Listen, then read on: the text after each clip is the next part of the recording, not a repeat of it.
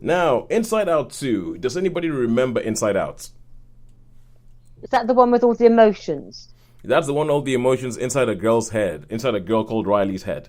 And it's so you had the five emotions where joy, sadness, fear, disgust, and anger. Those are the four ones you had, and it was all about a girl who moved to a new city and how that was affecting with her. And it was, I remember Inside Out was the first film I ever gave 5 stars to, because like from in since we started reviewing stuff, it was the first time I ever gave 5 stars to, because I just thought this film, what it does and how it goes on, it is amazing. And I will say it forever: Bing Bong.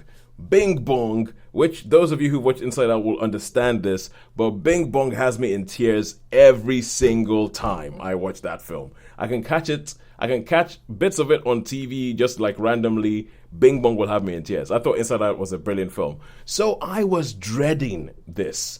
I was dreading this because I am the kind of person that when I have something that's great and wonderful and perfect, I feel leave it well enough alone. You managed to create magic. Don't go back and mess. You can't do it again.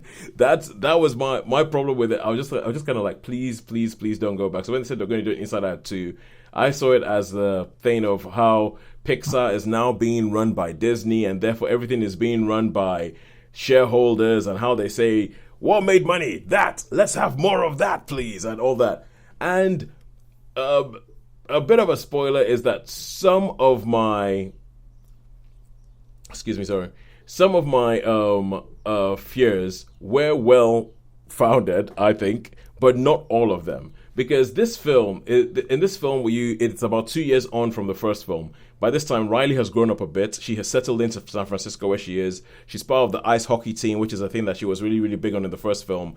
And she has these friends that she's gotten. They're about to move from middle school to like a high school, and it turns out that they have to go in this hockey camp. And as they go in this hockey camp, it turns out that her friends might not she might not have the same group of friends anymore, and she might have to get into with a new social circle. And as she's trying to figure out how to get with a new social circle, all of a sudden puberty hits, because she's 13 years old. There's actually a puberty alarm that freaks all the emotions. They're like, what the hell is that? Oh my god! Ah! And then all these workmen come in and start, because the way they do it inside is that there's a console, and at different points in time, different emotions come to the console and take control of the console. And these workmen come in and destroy the console, replace it with a new console, and then all these other emotions show up, like anxiety and ennui and embarrassment. So anxiety, ennui, embarrassment, envy show up. Those are the four new ones that show up, and it's all about how these new emotions show up. And they say, okay, yeah, you guys were great, but now she's about to go into adolescence, and we need to prepare her for the future. And anxiety is like, my job is to think about everything that could possibly go wrong and make a plan for it. That's my plan. And I think anxiety is very well played by Maya Hawke, there's a lot of energy about that. I think anxiety is actually really, really, really well sketched out. And so at the beginning, I was like, okay, this might be going somewhere. They might be getting away with it. And I thought that they set it up, okay. But then some things just don't quite. I feel like this is a much simpler story than the first film. I feel like it's a much simpler story, and it's kind of like, I felt I knew where this was going to go. I knew where this is going to go and everything like that. And I don't even feel like it's a spoiler to say. So if we learned anything from the first film, it's going to be a case of, all right, nobody is any one thing, and like all these emotions have got to learn how to get along. They've got to learn how to get along in their head. So that's where I know that it's going. But it feels almost as if no lessons were learned from the first films, like the emotions. And I'm not sure whether there's a comment on how emotions are just emotions. Like your joy doesn't become a more nuanced joy. But at the end of the first film, there was this whole thing where the emotions learned how to get along, and joy realized that you need sadness, and you can't just sort of like bottle an emotion somewhere and put it away. You have to let it all out. And it feels like there's a bit of me that feels like they recycle the lessons from the first film. Like where we're going, everything like that, it just ends up in the same place. And a lot of stuff has been said about this film being like the best sequel that Pixar have made since Toy Story 3. And I was thinking about those two things. I think about Toy Story and Inside Out. Why is it that I love Toy Story 2, and what was the problem I had with Inside Out 2? And I feel like Toy Story 2 was kind of like you took the same characters and you put them into a new situation. So I've heard this thing where people say Toy Story 1 is about dealing with a new guy at work. Like you are the star at work, then a new guy at work shows up at work, and then all of a sudden you're no longer the star. How do you deal with that? That's what Toy Story 1 is all about. Toy Story 2 is about wondering whether you're too old for this and whether you should sort of like, leave the scene and let somebody else take over. And Toy Story 3 is about retirement. So it's the same characters but in different stages. And I loved that whole thing about Toy Stories. With this, I feel like it's a different stage on the outside because it's puberty and it's adolescence, but there are some things that I don't think are as well thought out as they are in the first film. Like, for instance, envy.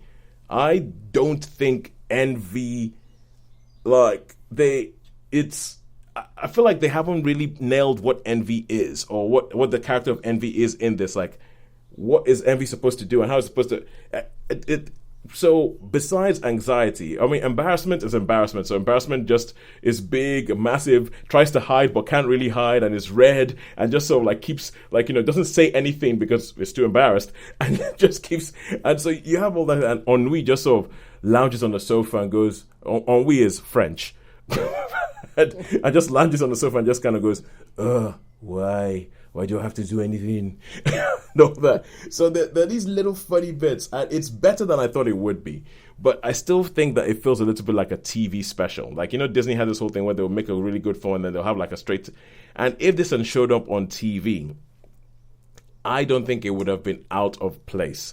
It feels a little bit like a rehash of the first film for me.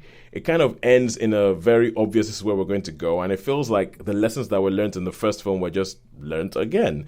And it's so I would give it a 3 out of 5. I think the best thing I can say about this is that it works really well as a follow-on from Inside Out. It's a bit like how we spoke about Furiosa the last week, and I spoke about how Furiosa it makes Mad Max Fury Road make sense for me. Like, those two things, they flow into each other quite well, and I think this works well as a follow-on from Inside Out, almost like what Riley did next. But on its own, I just don't think it hits the 5-star heights of Inside Out 1, which I love with a passion. They are, and I will stop there. So 3 stars from me for Inside Out 2.